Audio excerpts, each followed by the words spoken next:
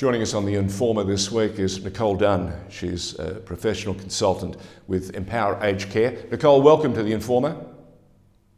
Thank you for having me, George. Now, one of the things that we need to touch on has been the Royal Commission into Aged Care.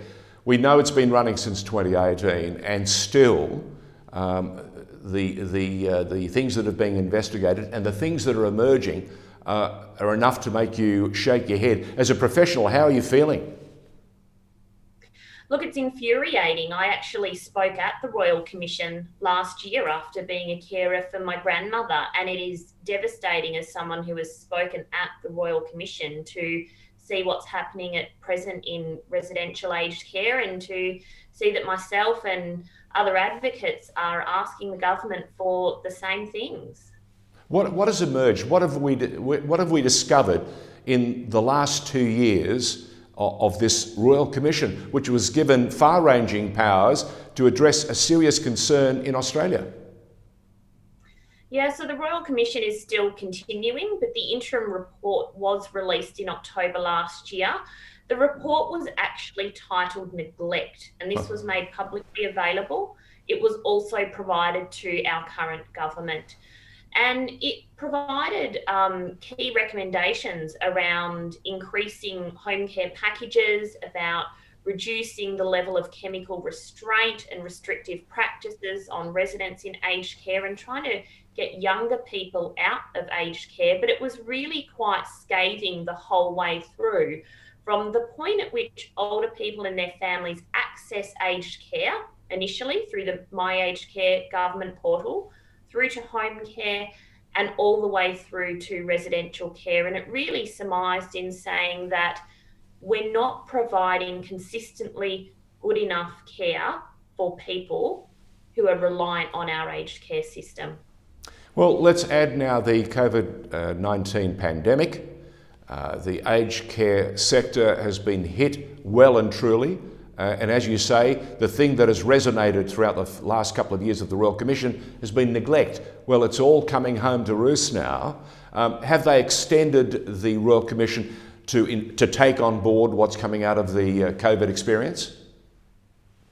Yes, so the Royal Commission has been extended. The final report will be due in February of next year. Specifically, it's been extended to include the aged care response to COVID-19, and there's a hearing going on in Sydney at present regarding that response. Some of the evidence that's emerging thus far is that really the aged care sector, unlike the healthcare sector, did not have a plan in place to manage COVID-19. There have been concerns raised as well around access to PPE, appropriate training for staff, and that at governmental levels, state and Commonwealth, there has been this back and forth bickering with older people and their families really caught in the middle of that. And that's really not helping to address the situation and get the care that is required for them. Now, there are two areas there I want to touch on. You talked about the blurring of lines between the federal government's requirements and response. Of course, it's in charge of the regulator that oversees the whole aged care sector, but each and every state is responsible for their aged care residents. So there's that extraordinary blurring of lines, which must complicate so much of what's going on. And then you touched on training, and I want you to give us a clear indicator of another challenge there, that not everyone who works in aged care is a nurse. They're a health professional, health carer. Yeah, exactly. So we often have two sort of populations of aged care workers, if you like, that work in residential aged care facilities. We have health professionals, which may be doctors, it might be nurses, it might be allied health professionals. And then we also have professional carers or personal care workers who really are the majority in aged care facilities. They have a very key role in the day-to-day care that they provide to residents through assisting them to get showered or dressed or fed.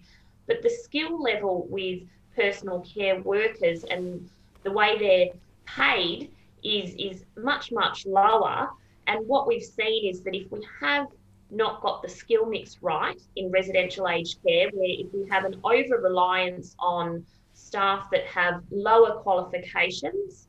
When we have a pandemic that requires a health response, we just don't have enough of those health professionals there to adequately manage the situation. And they're the ones that provide training to the other staff that are dependent on that to provide quality day-to-day care for people.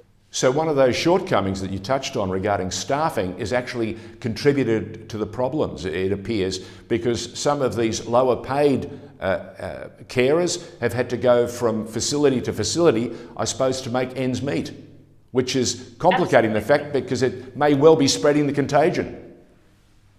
Absolutely. They do a great job, but because they're not paid appropriately, they're paid at quite a low level. They often do have to work at other facilities just to make ends meet. The government has since put restrictions on that because there is a concern that by going from one facility to another, they may be, in fact, spreading the virus. But they're also dependent on the people that they work with who are more qualified, such as doctors and nurses and health professionals, to receive appropriate training in terms of infection control, how to put on personal protective equipment and remove it in a very safe way. So we need to be supporting these workers, and when we don't have enough health professionals such as nurses, doctors and allied health in residential aged care facilities, then we cannot support the personal care workers who do that important day-to-day job of physically looking after people where their risks are much higher in terms of COVID-19 and the spread of it. In a sentence, what would you like from the Royal Commission? What would you like it to do? Would you like it to clarify the lines between federal and state to give everyone an understanding of their immediate responsibilities and then get on with it? Or would you like to see better training and an appreciation of just how difficult a task it is? Look, I think it's really going to be a combination approach, and that combination approach is mostly going to start with the government adopting the recommendations from the Aged Care Royal Commission, and that starts with the interim measures that were released last year in the interim report, and then also the learnings that are coming out of the ongoing hearings. If they're not adopted, then things won't change. Well, once again, you've reminded us that we have been told, we've now just got to listen. Nicole Dunn, thank you very much for joining us. Nicole Dunn from Empower Aged Care.